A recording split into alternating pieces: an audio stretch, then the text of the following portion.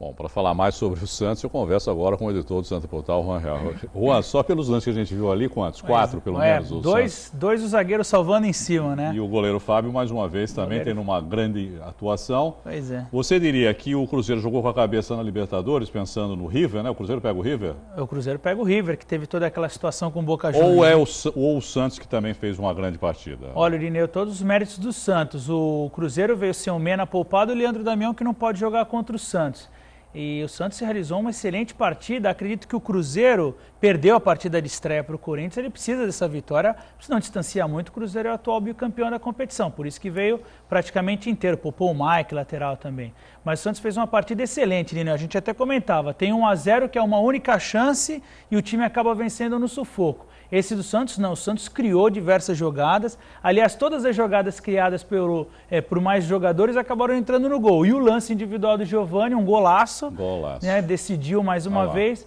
O Giovani que aparece quando é necessário, foi naquele jogo contra o São Paulo e agora contra o Cruzeiro. Excelente partida do Santos, enche o torcedor de expectativa, de alegria, os próprios jogadores também. O Santos que apresentou o zagueiro Leonardo hoje, está quase fechado com o Marquinhos, que também era do Audax, e também apresentou o Rafael Longini. Se reforça discretamente, mas vai formando um elenco forte para esse Brasileirão longo. O Santos cria uma boa expectativa, não se recuperou daquele empate contra o Avaí, porque esse ponto precisa ser recuperado fora de casa. Então, contra a Chapecoense, o Santos vai atrás desses pontos. Em casa, fez a lição de casa contra o atual bicampeão. Foi muito bom.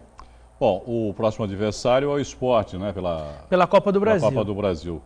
O Sport é osso duro, olha, dá para passar pelo Sport. Aliás, o Sport está invicto também, né? Pois é. Depois desse empate com o Flamengo. O Sport é interessante, Lineu, porque ele vem de um início de temporada muito ruim e está se recuperando agora. Ele conseguiu se recuperar. Primeiro fez a grande vitória contra o Figueirense, depois se recuperou contra a Chapecoense na Copa do Brasil.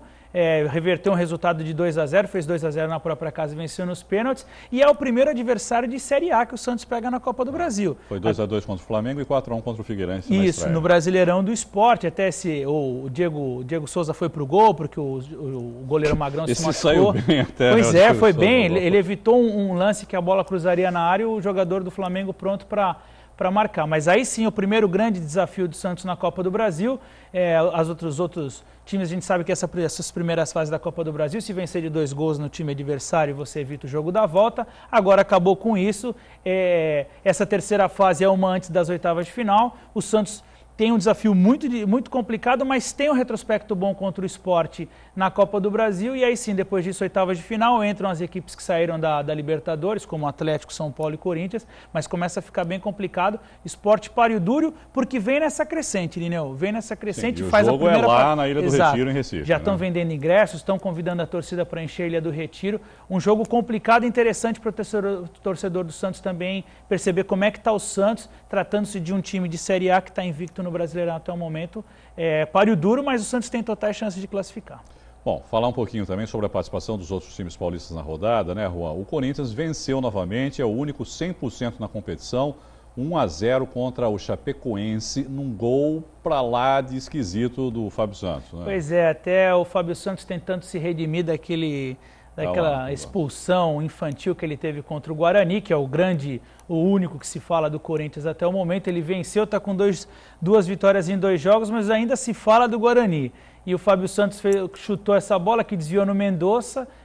Alguns árbitros acham que o gol deveria ser do Mendonça, outros acham que deveria ser do Fábio Santos que chutou. Não conta muito, é 1-0, bola na rede, fim de papo também, né? O jogo foi disputado na Fonte Luminosa em Araraquara. Que estavam não puderam jogar na própria casa. É interessante destacar que o Corinthians vive essa expectativa de quem fica e quem vai embora.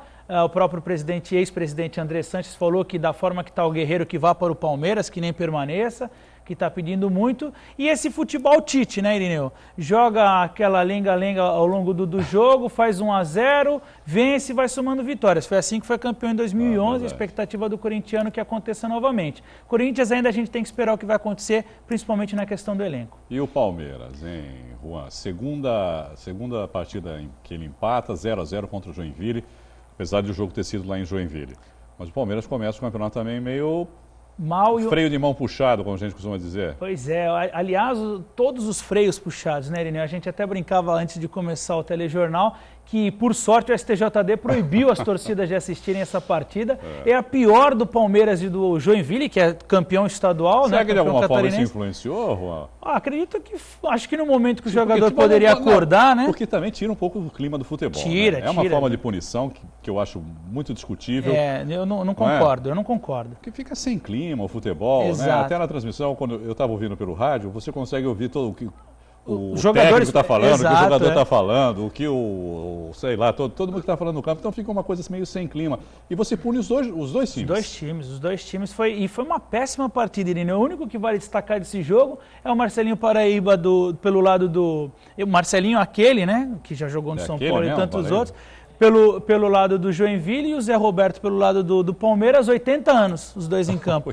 40 cada um, sendo que o Zé Roberto está prestes a completar 41 anos. É o que vale destacar dessa partida. O Palmeiras precisa mudar muito e o Oswaldo de Oliveira começa a sentir essa pressão.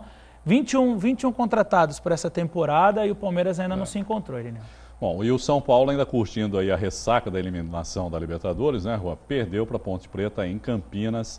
A Ponte começa bem no Brasileirão, 1-0, gol do meio. Renato Cajá, que está jogando muito também, né, o Renato Cajá? Jogando muita bola, já não é de hoje. O Guto Ferreira, que é o treinador da Ponte, que retornou ano passado e fez um bom paulista, ele sabe fazer o Renato Cajá render. Vale destacar que a Ponte Preta empatou contra o Grêmio lá, teve atrás no placar, foi buscar, foi empate em 3-3 e contra o São Paulo foi extremamente superior.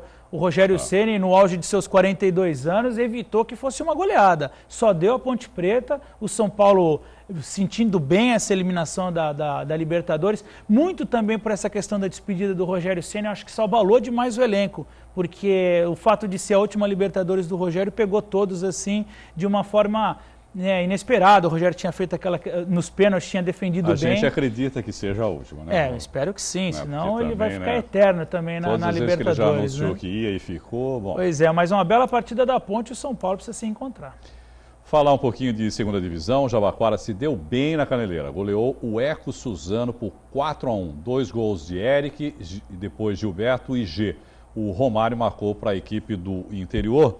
E a goleada do Jabuca pode ter saído por causa de um incentivo especial. Juan, vamos ver aí uma matéria que a gente tem a respeito. Dá para ouvir aí?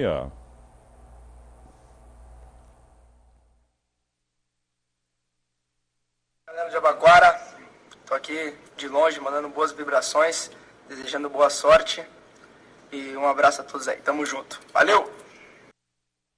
Foi um incentivo do Neymar, né? Que ele gravou essa mensagem incentivando o pessoal do Jabaquara. Deu certo, pelo menos dessa vez, né? 4-1, bom resultado para o Jabuca. Excelente resultado.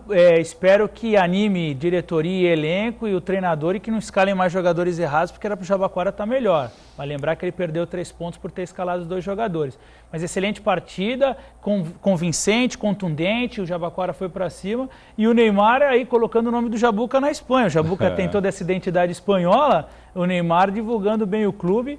É um belo incentivo, né, Irineu? Mas eu acho que os jogadores jogaram mais motivados porque eles sabiam que a Santa Cecília TV estava transmitindo a partida. Eles sabiam que eles iriam assistir esses gols hoje. Videotape, né, do jogo. A reprise a partir da 1h de domingo. Então acho que isso que animou os jogadores, mais do que o vídeo do Neymar. Beleza. Bom, a Portuguesa Santista já não teve a mesma sorte e perdeu para o União Suzano. Ficou aquela confusão do Ecos não sei o quê, Suzano para lá, Suzano para cá. Acho que eles se confundiram com o adversário. Bom, União Suzano 1-0 com gol de Glaucio. Pois é, a Portuguesa, uma hora ia acabar perdendo essa invencibilidade, foi fora de casa, o que é mais interessante.